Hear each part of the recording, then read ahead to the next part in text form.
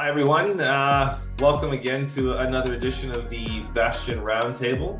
Today we've got a real special guest with us, Tendai Masamba. She's here to talk about her recent next step in her career, joining Abodo Wood. We're going to learn to understand why did she decide to join Abodo Wood, why their products are so important, and some of the challenges in running this unique supply chain. So they're going to be a really interesting conversation for us today and learn a little bit about Tendai and the new business and some of the uniqueness and challenges of her new business that she's joined. Before we jump into the chat, I wanted to introduce Tendai. So she, as I said, recently joined Abodo Wood as their new head of operations and supply chain. Prior to her current role, she used to work for Fonterra, Pernod Ricard, Carnival Harvey, and PwC, so some big global iconic brands and a well-versed supply chain background that she has. She's got a bachelor's degree from McMaster University in electrical engineering. She's also got a master's degree from the University of Auckland in manufacturing information systems. Tendai is originally from Zimbabwe. She enjoys collaborating, working in a cross-functional team, and being a supportive leader and coach. So developing people is a really important factor for her in her own profession. So why this topic? Well, we love hearing from supply chain leaders, you all know that. And we love hearing about their new roles or interesting projects and new uniqueness to their specific supply chains, because we all know supply chains are all different. So specifically around sustainable manufacturing, and I think this is really where the crux of the interesting piece is going to come from today. So sustainable manufacturing and building materials continue to become more important in the economy and more relevant given sustainability goals that all our governments are pushing towards, and obviously the need to go green for all of us, for our future kids, and for us right now. Low-cost, durable, sustainable products are also really important for developing nations, and so actually not for all nations, not just developing nations. So understanding how building homes and building materials or manufacturing building materials can evolve and help lower the cost from a production perspective. So yeah, that's why I thought it would be great to bring Tendai on today and learn a little bit about what she's doing. So with all of that, thanks for coming on, Tendai. Nice to see you again. How are you doing? I'm doing great. Thank you. Thanks, Tony. A great introduction. I'm really excited to be here, actually. So thank you for the invite. Yeah, cool. Well, it's great to have you. So look, for all of those who don't know who Abodo Wood is, I'm sure there are some who do and maybe some who don't. Can you give us just a little bit of a background on who you guys are and what you guys are doing? Yeah, thanks, Tony. I mean, like Tony said, I've recently joined the Abodo Wood team, and our story is quite unique. It's one of those New Zealand beautiful and inspirational stories. Abodo was founded by Daniel Gatso 20 years ago when he was really a young guy from university. And we pride ourselves in being pioneers in sustainably sourced crafted timbers. Our products include wood cladding, decking, exterior construction timbers. And as a business, we have created a model that delivers lifetime beauty with tomorrow in mind. We're quite conscious that we need to be sustainable and responsible citizens as we create products that we need today.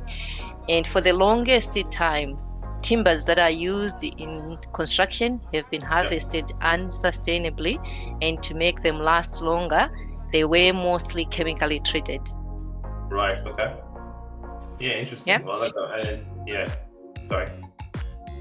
Cool. And when we look at sort of Abodo and the way they have created our products, we are unique in two particular aspects.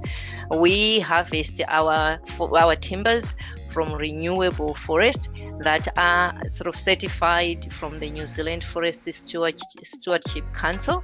And we want to make sure that the timbers that we use and deliver to our consumers, they are safe, they are sustainable, allowing us to meet today's needs without disadvantaging future generations. And to make sure that we are creating sort of safe products, Danny has been really sort of leading in this space where our products, they are not chemically treated. We thermally modify them which is a new process where the timber is dried until there is no moisture. And then with care and precision, we reintroduce steam into the timber to about 6 to 7%. And as a result, it creates this beautiful product that ages gracefully with the time and has exceptional durability and weathability. And you maintain that lifetime beauty as the product sort of ages. So that's where we differentiate ourselves at the moment, Tony. And really, the market has received it very, very well, especially in the last 2 years. Yeah, fantastic. Well, I mean, again, it's always interesting to hear how technology can be further incorporated into, I guess, older or more traditional production processes or manufacturing processes to get more efficiency gains or better quality products as well. So that's great to see. I think one thing that was interesting from my end, everyone knows here that we are a supply chain recruitment company. And having known, between you and I, Tendai, that, you had moved on from Fonterra, it would be interesting to understand why you personally decided or why you thought Abodo Wood was the right option for you. Yeah, I mean, look, the opportunities where it's a very good market at the moment, and there were good opportunities. In any given day, Tony, I would have been successful with any of those leaders that he presented the opportunities my way. But early in the process, it was very clear to me that Daniel had created a very unique culture within his organization. In particular, there were two elements that sort of attracted me to Abodo. Yep. The first one is more around, as an individual, when I'm looking around, what companies do I want to work for? And the vision, the mission comes into play. But in the end, you want something that pulls employees on a day-to-day back together and be able to sort of create a coordinated way of working. And for me, it's really the values, and two values in particular that sort of caught my eye earlier in the process. The first one is it will be okay. And in that, I saw a great sense of equalization of saying, look, on a day-to-day basis, nobody wants to work within hierarchies. We just want to get the job done. And that value, for me, it showed inclusion. It showed opportunity to create robust conversations without risking your job. And it also, for me, personally, it almost gave me a license of saying, look, we can go into this company and you can be your true self without any risk. So that was the first one. The second one was really around the solid bond. And with that, I saw sort of a very supportive culture in that, in saying we do things together. And in the last 4 weeks I have been with Abodo, it has been quite insightful in seeing that most of these values, they are not actually just a marketing task that gets them people into their company. They live the values, and I'm actually quite pleased with that. So that was the first part, just the values, something that connects to the people and creates a good working environment. The second one is more around my aspirations. So I've been here in New Zealand for 22 years, but underlying that, there is always this strong need to sort of saying, I need to contribute in a meaningful way to the community that grew me, the community that nurtured me, which is back in Zimbabwe. And I wanted to learn from a successful entrepreneur in terms of what does it take to start something from the beginning and nurture it to a successful business. The grit, the courage, the sacrifices that are along the way. And I just thought I wanted front seat to that. And I believe Daniel will be a great teacher in terms of being able to teach me and show me what it takes to create a successful business. Oh, that's a great answer. And I mean, from what I've learned so far with you about, your decision and the organization, it sounds like you've made a great choice. When you and I first started talking about Abodo, it was clear there were a number of supply chain challenges, aligning growers and timber producers to timelines, dealing with a raw material that can be difficult to predict.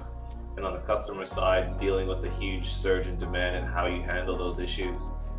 Give our listeners some insight into what it's like learning about this industry and some of the challenges you're facing, alluding in your product and in your process and all that.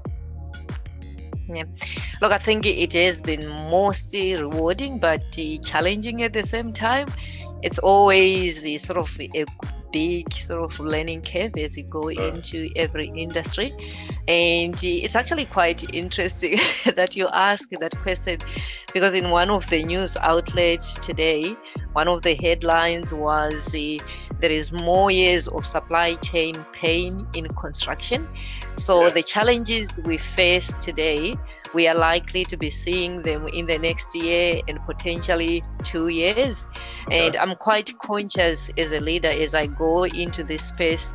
It's the first thing is acknowledging that many of our employees, anybody in supply chain in the last 2 years, have seen really big challenges, and it has been relentless.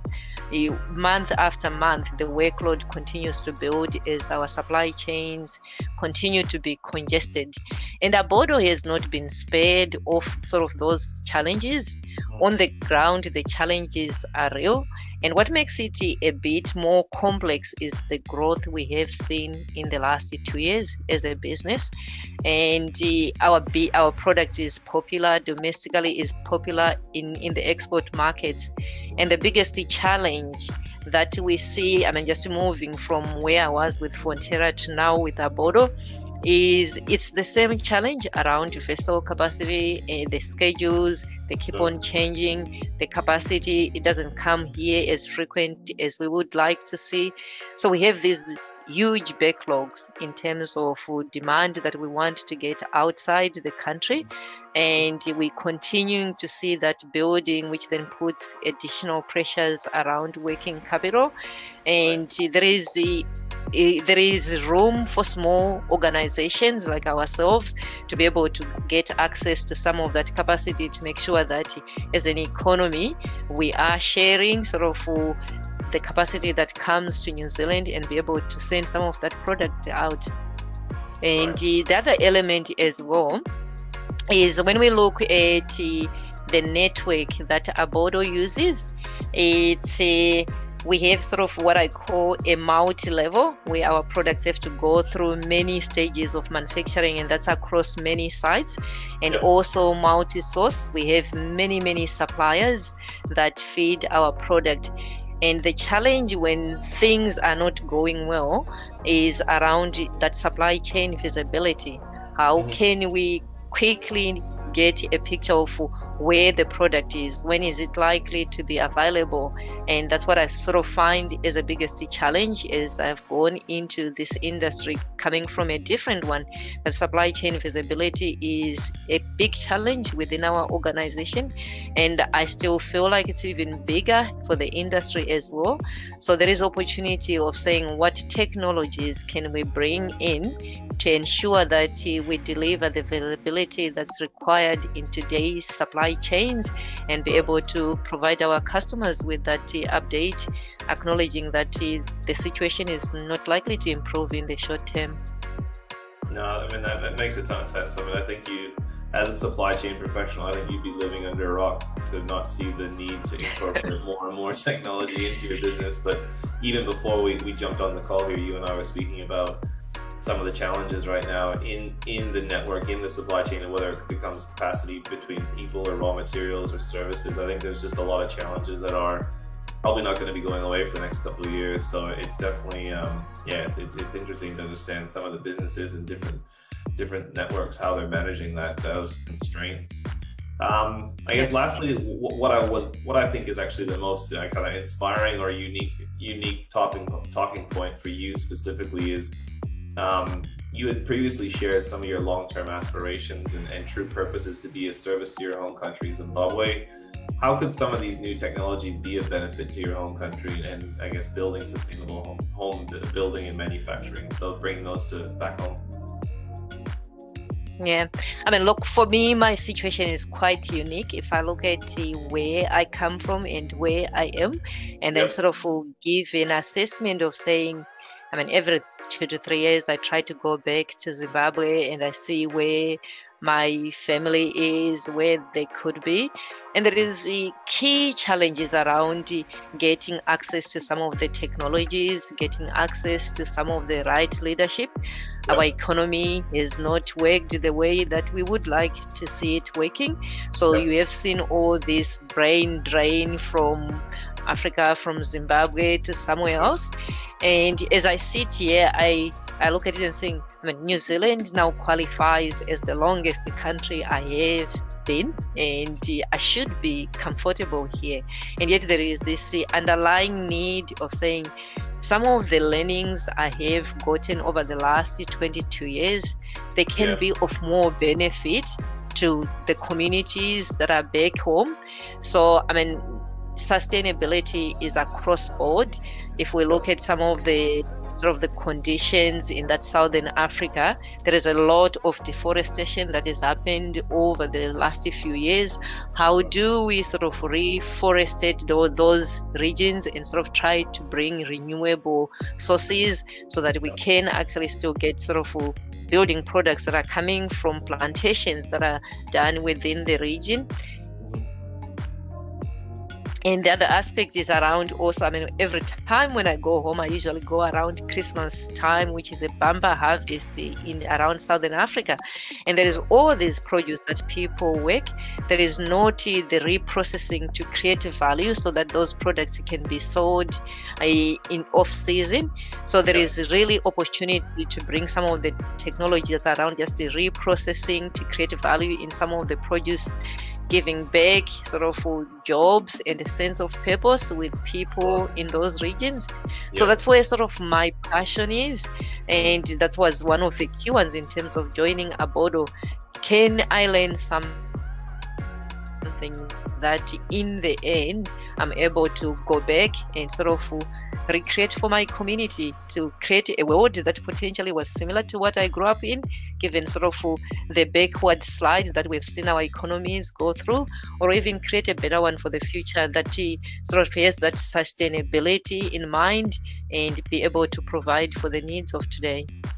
You'd be hard-pressed not to see the true value in that. So I think that's fantastic, and I certainly, at some point wish you best of luck and success. Obviously, we'll be sad to see you go whenever you do go, but I think that's a wonderful cause. So, that's honestly the main reason why I wanted to have you on, because I thought that was just so unique and so fantastic. So, look, that'll probably wrap us up today. So thank you again, Tendai, for coming on. It's great to see you again, and I hope everyone enjoyed the conversation. If you've got any questions or comments, please leave it in the comments section below, and we'll see you again. Thanks, everyone. Fantastic. It's just been a pleasure, Tony. Thank you.